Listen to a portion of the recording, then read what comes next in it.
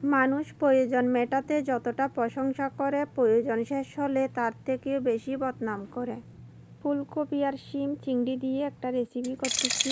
কড়াইতে তেল দিচ্ছি, রসুন কুচি, পেঁয়াজ কুচি দিয়ে নেড়ে চেড়ে সাইডে কাঁচামরিচ কালা করে দিয়ে দিব। তো কষানো কমপ্লিট হয়ে গেলে এখানে মরিচ দিয়ে হালকা একটু পানি দিয়ে হলুদ, ধনিয়া, মাছের মশলা দিয়ে ভালোভাবে একটু কষিয়ে নিব। তো এখানে এখন লবণ দিয়ে দিব পরিমাণ মতো, তারপরে পানি দিয়ে কষাতে দিয়ে দিব। কষানো কমপ্লিট। এখন আমি চিংড়ি মাছগুলো দিয়ে দিব। চিংড়ি মাছগুলো অনেক ফ্রেশ তাজা ছিল, অনেক বড় ছিল। তো এখানে এটা হচ্ছে চিংড়ি দিয়ে একটা সবজি তরকারি করতেছি। তো চিংড়ি দেওয়ার পরে এখন আমি 2টা টমেটো টুকরো করে এখানে দিয়ে দিব। টমেটোও ফ্রেশ ছিল। এখন শিম দিয়ে দিব। শিমগুলো অনেক ফ্রেশ, ফুলকপিও ফ্রেশ, সব কিছু ফ্রেশ তরকারি।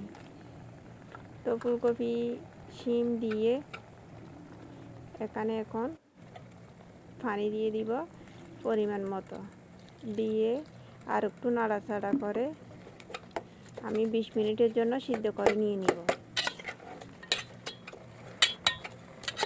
তো ভালো করে নেড়ে চেড়ে আমি 20 মিনিট পরে চেক করে দেখব মানে অবস্থা কেমন। তো 20 মিনিট পরে দেখেন আমার তরকারির অবস্থা খুব সুন্দর হয়ে গেছে, কালার আর সব কিছু সিদ্ধ হয়ে গেছে।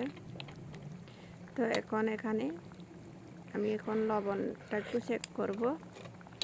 তারপরে ধনিয়া পাতা কুচি দিয়ে দিব। ধনিয়া পাতা অনেক ফ্রেশ ছিল, মোটামুটি সব কিছু ফ্রেশ। তো এখন নাড়াচাড়া করে লবণ একটু কম হয়েছে, এখানে আমি আর একটু লবণ দিয়ে দিব। লবণ দেওয়ার পরে আর একটু নাড়াচাড়া করে নামিয়ে নিব। তো আমার রেসিপি কেমন হয়েছে জানাবেন। সবাই ভালো থাকবেন, পাশে থাকবেন।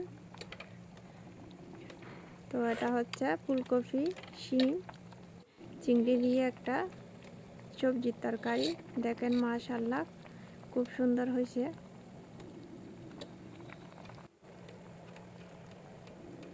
খুব ফ্রেশ ছিল তরকারিগুলো, অনেক মজা।